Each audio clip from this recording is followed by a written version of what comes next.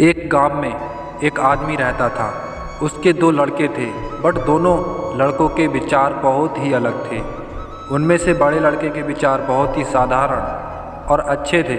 वह जब भी बात करता था दूसरे लोग बहुत प्रभावित होते थे। उस आदमी का छोटा लड़का बहुत ही शैतानी करता था, हमेशा इधर से उधर जाता रहता था। वह किसी की बात नहीं सुनता था और वो जब भी बात करता था सभी लोग यही सोचते थे कि ये कब सुधरेगा। आदमी सोचता था जैसा मेरा बड़ा लड़का है, अगर ऐसा ही छोटा भी होता तो कितना अच्छा होता, बट छोटे लड़के को सुधारने के लिए हमें कुछ करना पड़ेगा। एक दिन वह दोनों लड़कों को लेकर एक जंगल की ओर चला गया और वहाँ पर जाकर उसने एक जामुन के पेड़ के नीचे खड़े होकर दोनों लड़कों को जामुन का पेड़ दिखाया और पूछा। सबसे पहले उस आदमी ने बड़े लड़के से पूछा कि तुम्हें ये पेड़ देखकर कैसा महसूस होता है। उस लड़के ने कहा कि ये पेड़ बहुत ही अच्छा है। जब भी हमें भूख लगती है तो ये हमें मीठे फल देता है और इसके मीठे फल खाकर हमारा पेट भी भर जाता है और हमें आनंद भी प्राप्त होता है।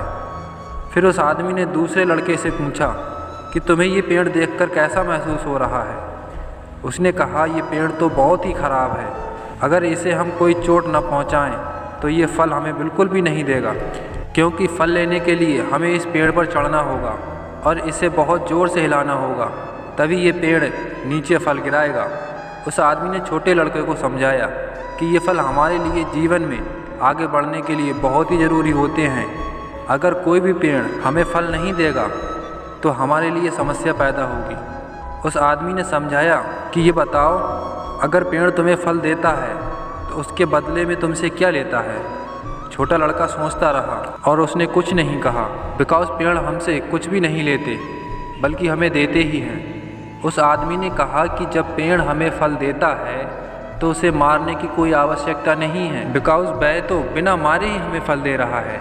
इसलिए जीवन में हमें वही काम करने चाहिए जिससे दूसरों का भला हो सके, और हमें ये कभी नहीं सोचना चाहिए कि अगर हम किसी का भला कर रहे हैं तो वह हमारा भी भला करेगा। इस तरह छोटे लड़के की समझ में ये बात आ गई और आगे से उसने ऐसा कोई काम नहीं किया जिससे किसी को तकलीफ पहुंचे। जीवन भी इसी तरह हमें दूसरों की भलाई करते हुए आगे बढ़ना चाहिए। अगर आपको हमारे अनमोल विचार की कहानी अच्छी लगी हो तो प्लीज़ चैनल को लाइक एंड सब्सक्राइब करना न भूलें।